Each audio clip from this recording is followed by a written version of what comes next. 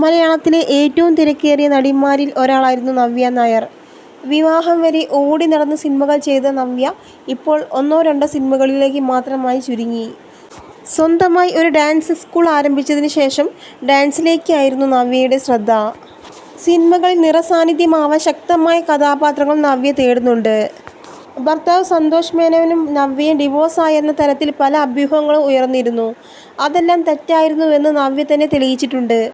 ഇപ്പോൾ വർഷങ്ങൾക്ക് മുന്നേ ഓണം വിശേഷങ്ങളുമായി ആനീസ് കിച്ചണിലെത്തിയ നവ്യയുടെ വീഡിയോ ആണ് വൈറലാവുന്നത്.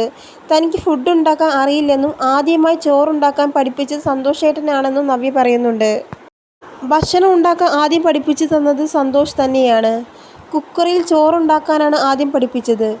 തനിക്ക് അതിൻ്റെ കണക്കൊന്നും അറിയില്ലായിരുന്നു എന്നും നവ്യ പറയുന്നു. പിന്നീട് ഉണ്ടാക്കുന്നത് ഉപ്പുമാവായിരുന്നു.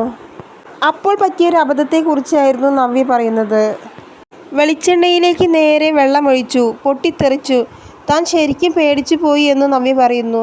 ചെറുപ്പത്തിൽ നവ്യ സിനിമയിൽ അഭിനയിക്കുന്നത് മകൻ സായി കൃഷ്ണയ്ക്ക് ഒട്ടും ഇഷ്ടമായിരുന്നില്ല.